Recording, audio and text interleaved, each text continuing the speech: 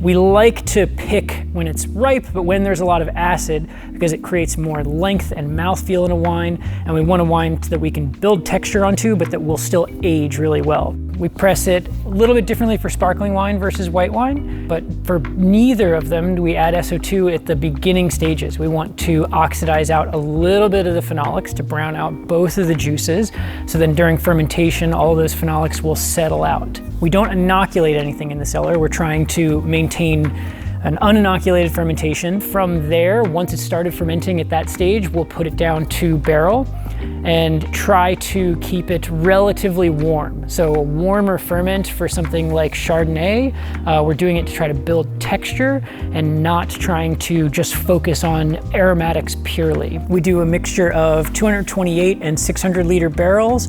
Part of that is for differences in surface to volume ratio of the juice to the wood, and the other part of it is thickness of staves and mass of the water itself, or the juice itself, because we'll get different temperature fluctuations which will change the mouthfeel of the wine in the long run. And then we use a variety of types of oak. Majority it's French oak with a little bit of Austrian oak. I mean, all the Chardonnay fruit comes in, is treated exactly the same.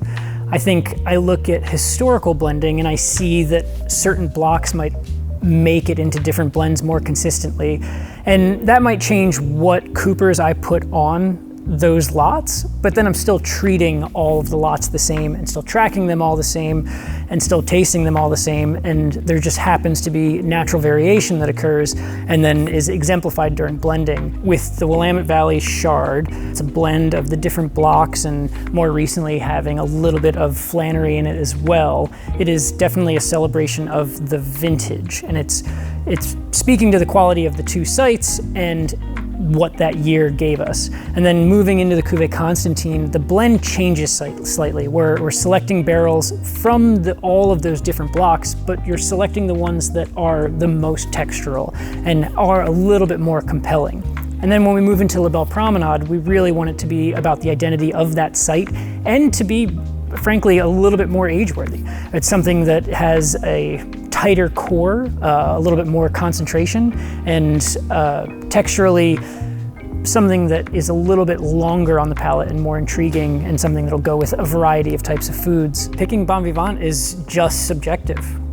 It's just really just what tastes best right now. And in the end, it's really the subjective difference between them. And I think people can taste that there is an objective difference as well, but it starts off with just what the difference is to my palate and what we see in-house.